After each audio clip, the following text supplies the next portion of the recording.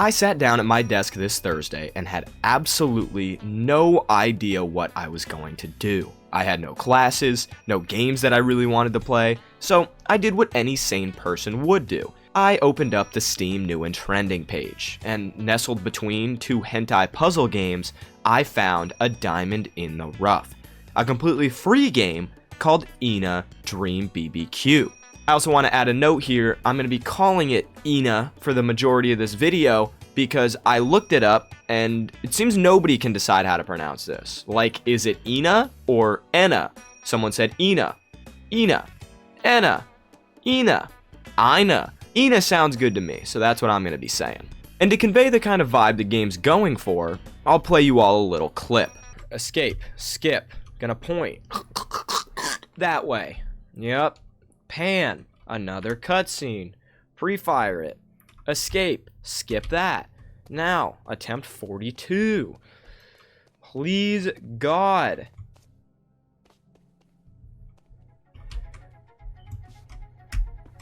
Bro, fuck!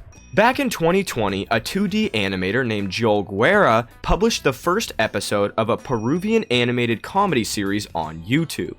It featured a two-faced humanoid character named ENA, the name of not only the character, but of the show itself. Throughout the year of 2020, 3 episodes of what is considered the first season are released, with each episode following ENA and other random one-time appearance characters. After the conclusion of episode 3 on February 15th, 2021, the teaser for the next episode of ENA Dream BBQ is teased in March of the same year. A few months later, in September, a trailer for Dream BBQ is released. In it, Joel shares that Dream BBQ will not only be an animated episode, but also an interactive game. The ENA in Dream BBQ was a change from the normal yellow and blue color combination, instead adopting a new red and white palette. Now, this was at the end of 2021. Over the next 3.5 years, the Dream BBQ project would not only undergo massive changes, but also massive delays. New animators and different concept art was announced, and as a new trailer released, the project continued to be delayed. But on March 27, 2025, it finally released Chapter 1 fully free on Steam. And within the day, it had garnered thousands of reviews with a 99% overwhelmingly positive score. Now, this is what pushed it onto the new and trending page of Steam, and also into my crosshairs. And when I booted the game up to give it a try, I think I underestimated the strangeness factor. I made it my goal, as I do with any game, to get every achievement. And 14 achievements, those are rookie numbers. And the percentages of people getting them must just be because the game is new, right?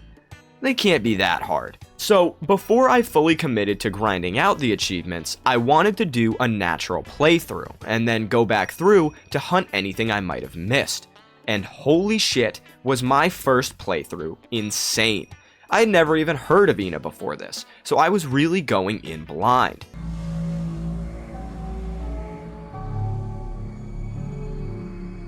You're thrown into this husk of a once lively village or neighborhood. A ceiling of red permeates everything, and through that blood-colored sea swims a humanoid figure. You wander aimlessly as the shadowy figure above you progresses farther and farther through the sky. An ominous soundtrack backing this creates a tense atmosphere and the feeling that some kind of time limit has been imposed on the player. The roads are dizzyingly similar, and as you run down them, you realize they're looping. Once you cross enough roads, you're back at the beginning, and if you attempt to follow a road into the chthonic fog, you end up right back where you started. Everywhere you attempt to run, you are drawn back to the beginning, as if the road itself remembers your steps and folds upon itself, ensuring that no matter how far you flee, you will always arrive right back where you started. After you've explored the wastelands long enough to start feeling frustrated, an unfamiliar color appears. Amidst the ashen husks of forgotten structures and under the crimson sky, a lone blue bed stands. Interacting with it does not offer rest, but revelation.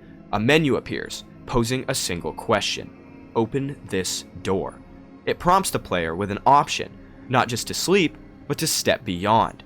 Out of curiosity, you of course accept, and lay down to stare at the endless void above.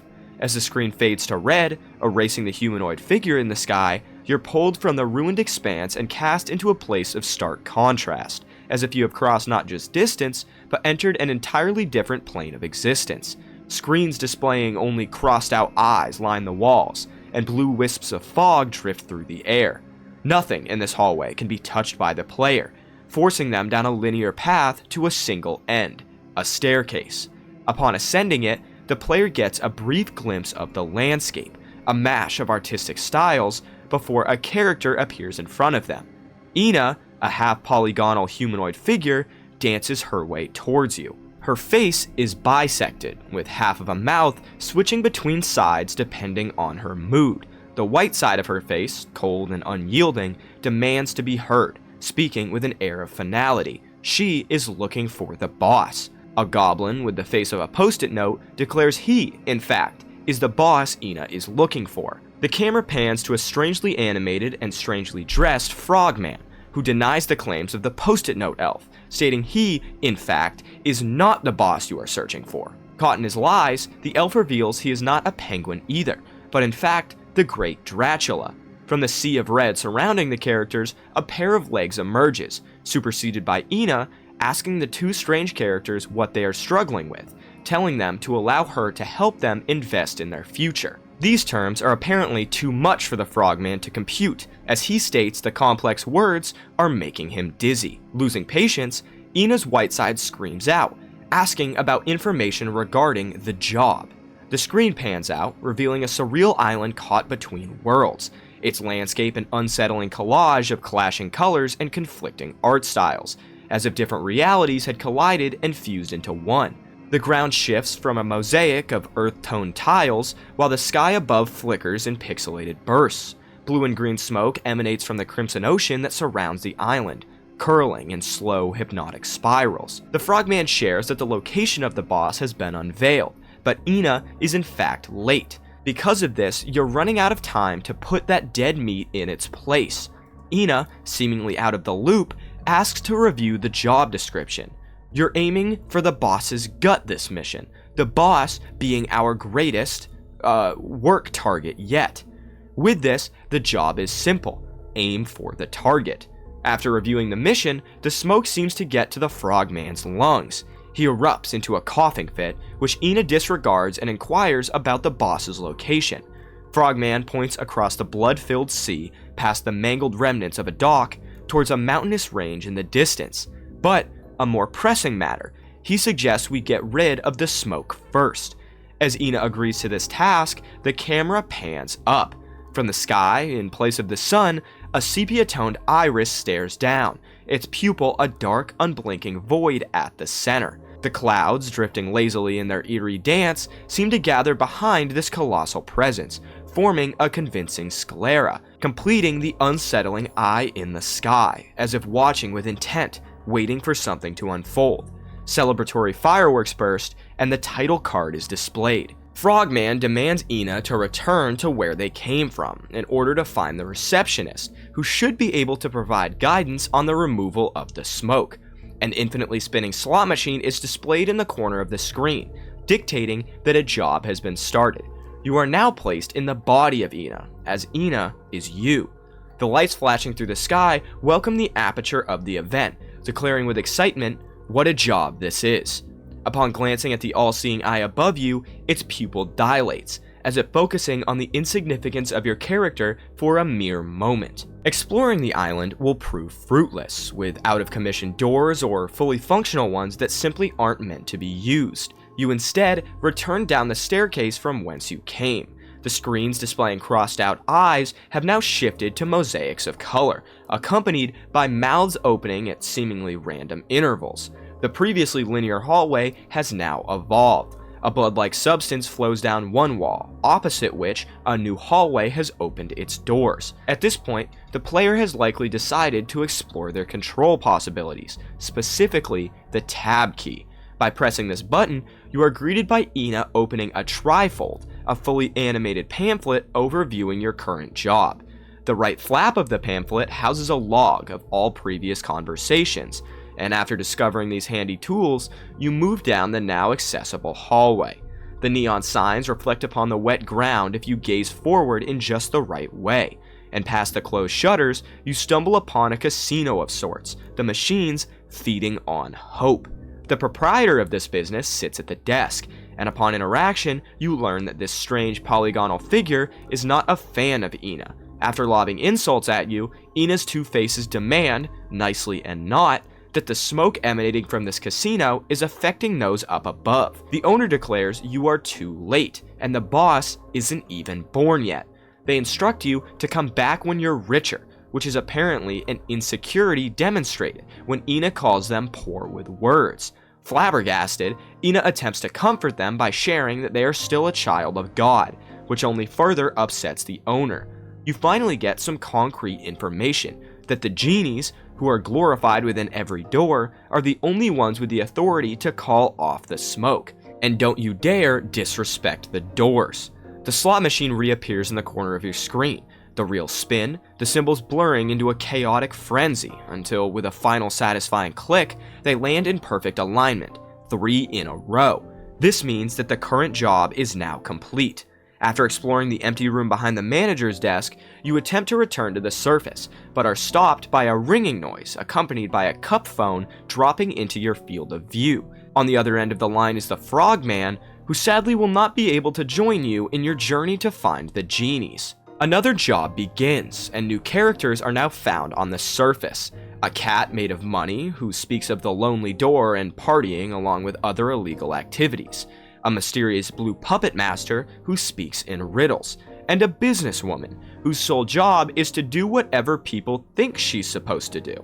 That job description doesn't include handshakes, however, and after printing paper out of her hair, she flashes a brief fax number, which is just a mess of pixels.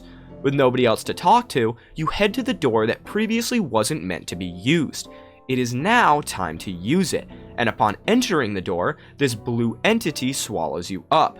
Through this portal of sorts is a dark hallway, and a left turn brings you to a curtained room. There's a sudden urge to go to the bathroom, and another call comes through. The Frogman claims he knows nothing about the genie of this door, which is suspicious if you ask him. The place also apparently reeks of naphthalene, meaning there must be mothballs around. ENA attempts to speak of the genie, but instead uses the word bathroom. Although suspicious, the Frogman allows you to continue your search, but not at a leisurely pace. You are on the clock, of course. Through the mothball-scented room, you step into a room bathed in light. The focal point is a floor-to-ceiling mosaic window. As your gaze falls upon it, the glass becomes transparent, revealing an unsettling, surreal landscape below. After gazing out, you move towards the door to the left of the window, a door that seemingly leads nowhere, but instead transports you to witness this puzzling area firsthand. The first strange attraction you stumble into is a small tent, and from a Pepto-Bismol colored pool spawns a mysterious wizard. He states that one person can be in 2 places at once, although the magician doesn't have to be in 2 places at once. He can be in 1 place at one time, because he would be lost in the other person's mind.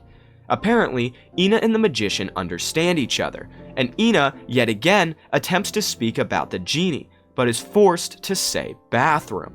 There's also an old witch looking for the bathroom, and the entrance is through the giant orb in the sky. But to reach the orb, the wizard claims we must create life itself. This is a quest. You must get a life. With no other hints, you speak to nearby characters to glean some sort of understanding. A wooden horse demands the return of his pets that are also babies, one and the same, that stain his house with blood in exchange for money. These bloody pets can be located by the red blood stains they leave on the surrounding areas, one being above where you entered, another behind a rock next to the horse. As you wander, you find a purple bloodstain trailing into a hole in the side of a building. You crouch down to enter it, and inside you encounter a pulsating maze. The walls have heartbeats, an eerie tune plays from an unknown source, and the walls are stained with blood, both purple and red. Small creatures point you down specific tunnels, and after wandering for what feels like eternity, passing through rooms that don't make sense, you are able to see the pet through a crack in the wall. This gives you a hint as to what tunnels you need to traverse allowing you to finally collect it. Now, the pet isn't all that's down here. Through a small hole in the ground, across platforms suspended in the air, you encounter something. Amongst red and blue veins crisscrossing the walls, a completely pixelated item rests. Upon grabbing this, you learn it is the taxi driver's head. This will probably be useful later. With nothing left in this bloody maze, you exit back to the surface. Before finding the last pet, a group of old women greets you. They address you as Boss Lady, but ENA claims she is no longer the boss of herself, but can share the knowledge on how to grow one. The old women claim it's a strange spell, and when you ask about the bathroom, their spirits exit their bodies. They discuss in secret what you are asking, and share that a fourth old woman went to search for the bathroom and got lost. They begin discussing a purge event, claiming they should have access to the bathroom from there, and then offer a prize in exchange for your help finding their lost friend. With another quest in your pamphlet, it's a good time to focus on the pet quest again. While searching around, you can find a snake rhombosopotamus attempting to knock down a building, but that's not important yet. Next to the building is a vending machine that can't sell to you, but you're not doing anything at all. This convinces him to sell one item and one item only to you: mayonnaise. With no money yet, you must carry on, and nearby you can find a strange girl who is apparently unemployed. She tells you to go away, but when you flex that you have a job and she doesn't, you're punished. But she's just joking. You're done with her now. Next to her, behind a nearby building, you can find a small pit of bones that could apparently fit a body. On a broken building in the middle of this area, by climbing up a set of fully functional stairs, you come across the final pet. With all four, you can now return to the horse, who is overjoyed to have his pets back, saying he can finally have a good meal. He's so excited that he throws money at you, 10 chocolates to be exact. With these, you can afford the mayonnaise. This doesn't have a clear use, so worry about it later. There's one big character left to talk to, a multi-headed, suit-wearing creature who offers you a great deal. He brings doom to anyone looking for it, and can send you into the eternal darkness as well, where you can find the Purge event. If you tell him you want to take a ride out of curiosity, you're able to get into his taxi, and he wraps you up in his tentacled arm, dropping you in a new area. This canyon, surrounded by teal brick, has only one possible path, and after getting lost down dead ends, you finally find the correct route. But as you celebrate, you're suddenly stopped. You look up, and in the same moment realize two things. 1. You're on the ceiling of the town you've been traversing. 2. A building is coming straight at you. This way is now blocked, but if you return to the taxi, you see that the debris has created a ramp of sorts. Another linear path filled with dead ends leads you to an ear, pierced and surrounded by massive gold hoops. You enter the ear, as there's nowhere else to go, and you receive a phone call. Frogman asks if you're attending an illegal purge event. How dare you party during work? Your white half states that you crave freedom, and the bathroom is your only escape. You're instructed to make your way out of there. To leave, you must pay with either an arm or a leg. With no alternative, you rip the arm off your polygonal white half and present it as payment. The limb is sucked through the grating, and you receive a green potion. You have no choice but to drink it, and the door to the left is then opened. Inside is a party. A disco floor pulses beneath your feet, the tiles rapidly shifting through a kaleidoscope of colors. Shadowed figures move across the floor, dancing in erratic, almost dreamlike styles, some swaying in slow, hypnotic rhythms, while others spin in rapid, disjointed bursts. Along the walls, paper fortune tellers hang on doors, their creased and folded shapes offering cryptic guidance, directing you down other paths. After wandering, you finally encounter a red-painted, horned humanoid. Your disfigured body asks how you can possibly escape the event, and the red man tells you that you're better off focusing on other things in life, specifically following the whistle. This is your one chance to visit the bathrooms after all. As he finishes his spiel, spouts on the ceiling begin to spew a pink substance, slowing your movement and quickly engulfing you. You wake up to the noise of a whistle, but it sounds hungry. You're now a fish, and each room you enter has 4 doors. You must follow the one that emanates a whistle sound, and you will eventually end up at the final door.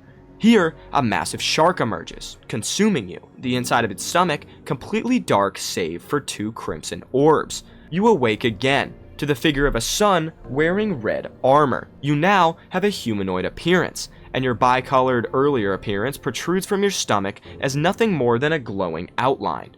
Your old form is in pain and needs milk or a bathroom. The sun creature points you to the right towards a massive bathroom. You approach it, but your path is blocked by a glowing river. A small broken bridge houses another hole that could fit a body, but you have no body to provide.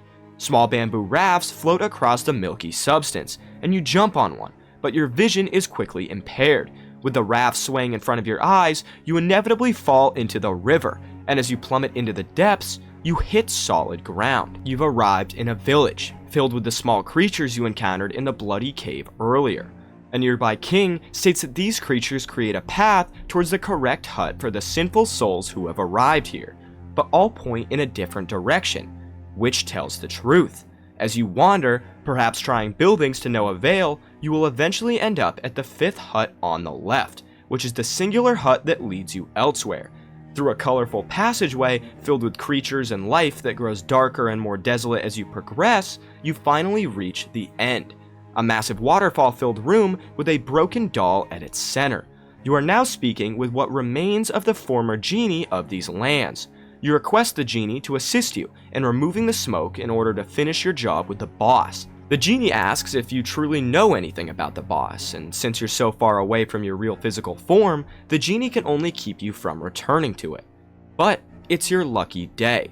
The genie will make an exception and tells you to touch its memories so that it may show you a reality where you achieve your deepest desires. Remember, all it takes is a place and the right food. You arrive at a mystic lake, at the center of which is the fog machine causing so much trouble. You're asked if the business can bear the liability of obliterating the smoke machine, to which you must answer yes. You pull out a fan, and after destroying it, the fog fades. You can now enter a door behind the machine, which leads you to the location you've long been seeking, the bathroom. This leads to an alternate version of the disco party room, where the vibrant colors have been drained, leaving behind a monochrome void. The once pulsing floor now lies still, its lights faded to a dull, lifeless gray. Every door in sight appears to lead into an infinite maze, their frames indistinct, as if each path was designed to pull you deeper into a labyrinth. Each step you take towards the blinding light feels like it takes you farther from escape, but closer to something far more unsettling. Entering the light at the end of the tunnel, so to speak, leads to a stone staircase. Frogman calls you, demanding that you finish the job and never speak of the bathroom again. The good thing is, your destruction of the fog machine worked, and the nasty smoke has started to disappear. Although you've completed your job, Frogman states you've ended up in a nasty looping predicament. The door you're in is about to close, meaning you may be trapped inside. But you have your sales tricks. You're good at those. You progress down the gray brick hallways until you reach another light, which in fact does not lead you back to a familiar place. It drops you into a desert of white, and the more you explore, the more your vision is obstructed by these mysterious blocks. Eventually, they completely obscure your vision, and you see ENA in a pile of scrap. She escapes from the pile, ripping out of the body we know, and falling into the water. Her form, now a white mannequin so similar to those you've seen throughout the game, sinks into the abyss as a great hand reaches up and drags her down. A mannequin back at the surface, with Frogman and Dracula, begins to transform, and after you deliver a swift chop with a sword, ENA is reborn.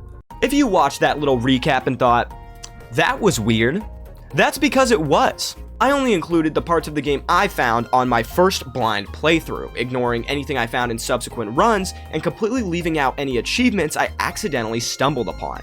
So, with my first blind playthrough complete and me more confused than I was going in, I decided to hop back into the game and try and collect every single achievement.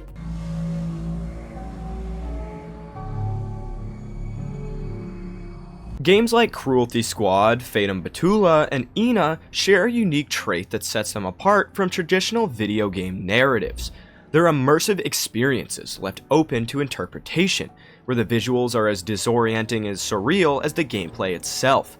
The trippy, often chaotic aesthetics create an atmosphere that is both unsettling and gripping, drawing players into strange worlds where meaning is not handed to them, it's something to be uncovered, or perhaps never meant to be fully understood. There's no concrete story to follow, just a series of cryptic events and environments that beg for deeper analysis.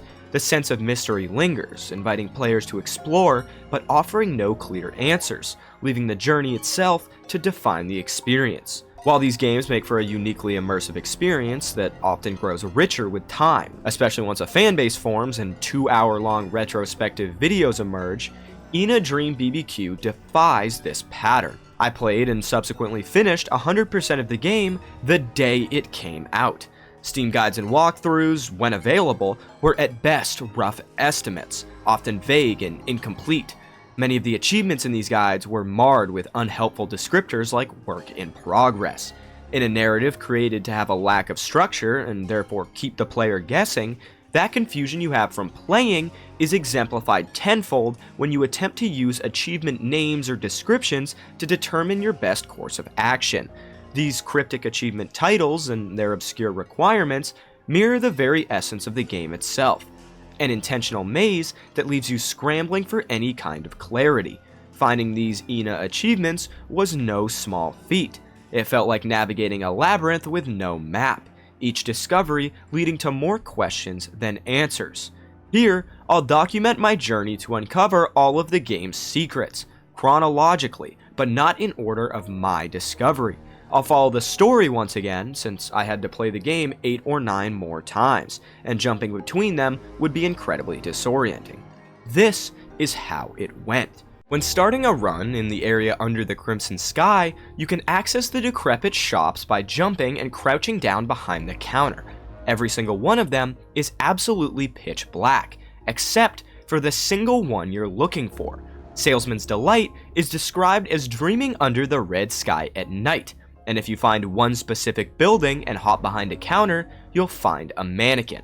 Interacting with it displays the text, "A mysterious productivity ritual known as the Nap," and unlocks the Salesman's Delight achievement. After progressing far enough through the dialogues to unlock the casino, you gain the ability to walk behind the receptionist's desk, where a towering floor-to-ceiling window offers a view of the ocean, a vast unbroken sea of red.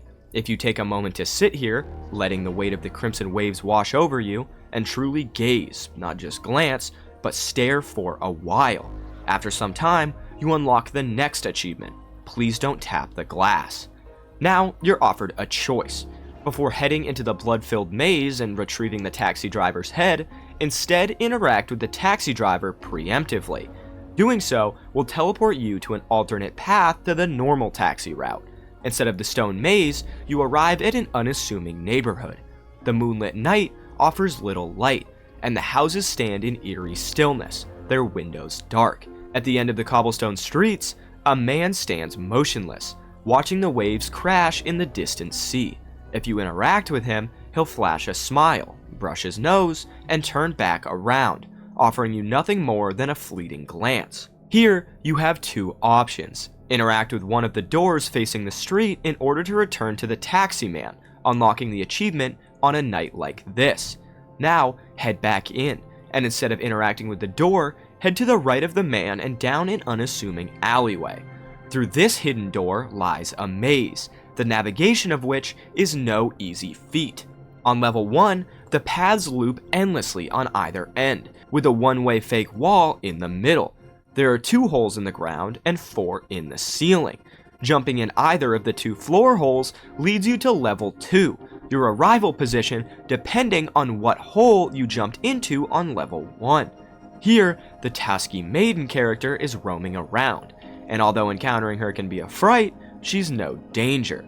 There are 2 holes to jump down here, with either of them bringing you to level 3. Jumping in any holes on level 3 will bring you back to level 1, and while the exit is quite obvious as it plays music, there's one interesting area off the beaten path.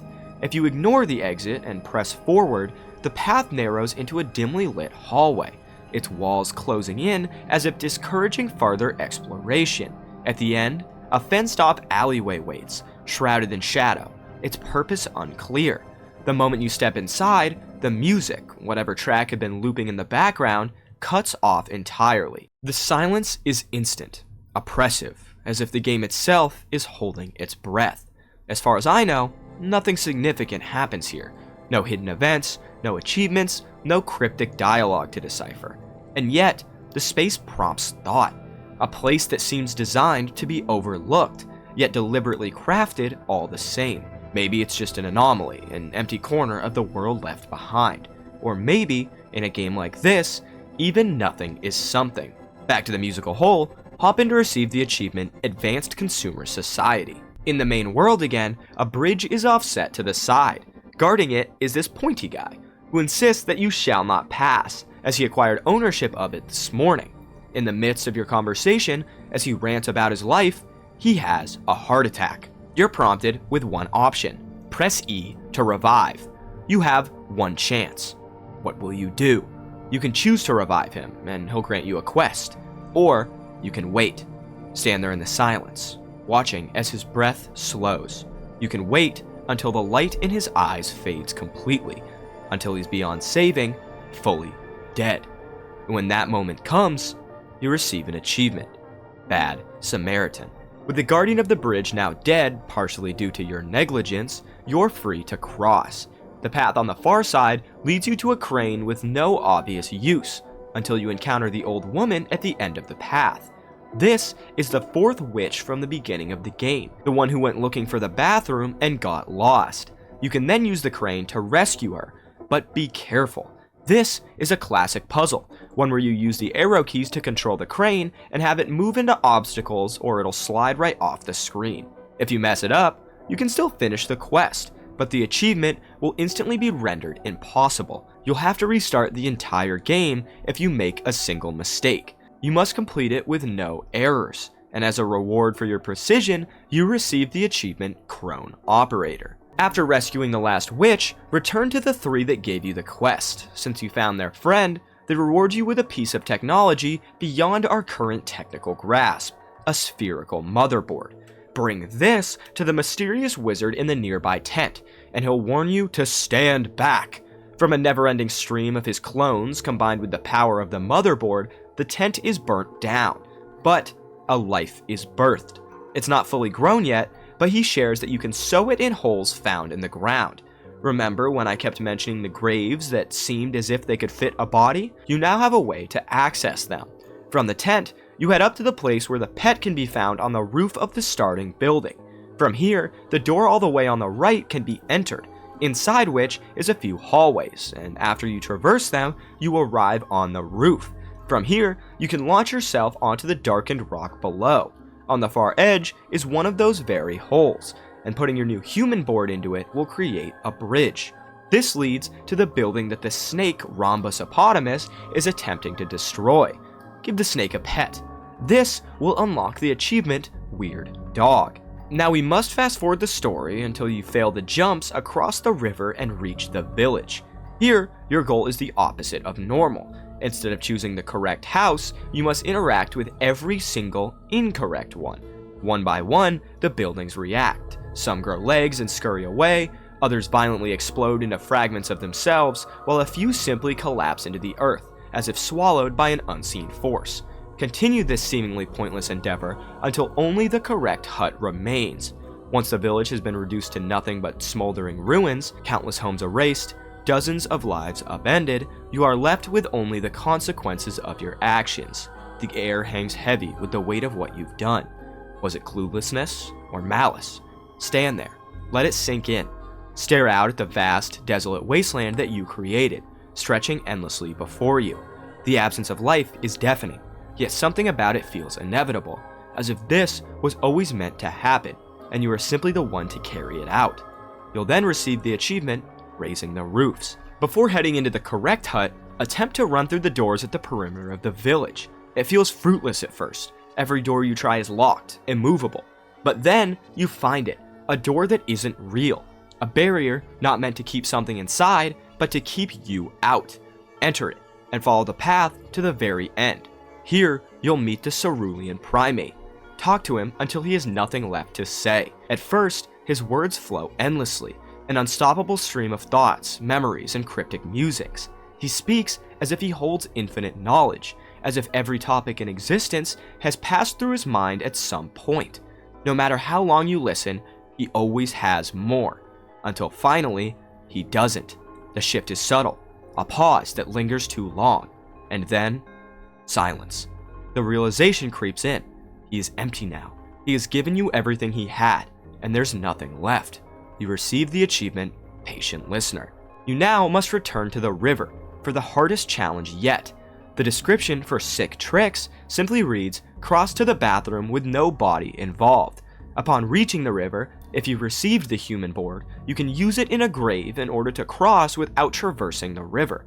But the true challenge lies elsewhere. There's no flat, sturdy bridge to guide you across, only the river, restless and shifting, waiting for a single mistake. Your vision wavers as you move, reality itself bending and twisting, illusions flickering in the periphery like ghosts of failed attempts. The path ahead consists of bamboo platforms, unsteady and scattered, demanding precision. You only have one chance. Each jump feels heavier than the last, the weight of the unknown pressing down on you. If you fall, the river takes you. And if the river takes you, there's no mercy. You must start everything over. If you somehow manage to make it across, 7 jumps, 0 room for error, you're granted with the achievement Sick Tricks, the rarest achievement in the entire game. Now, you've reached the end of the game. While interacting with the bathroom on the other side of the river leads to an unfamiliar area, it's not a divergence, but merely an alternative route to the same conclusion. The normal ending, the one I first encountered, unfolds just as inevitably. No matter the path taken, the destination remains the same, and when you're finished, an achievement appears. Lonely Door, granted for simply completing the game. Now, I've skipped over a few achievements purposefully. They don't really fit in chronologically, so it's easier to just describe them now. At any point while playing, as long as you're not in a menu, you can blink. It's a brief flicker of the screen. Even if you're paying attention, you may miss it. But whenever this happens, the completely random event, you receive the achievement, blink, and you'll miss it.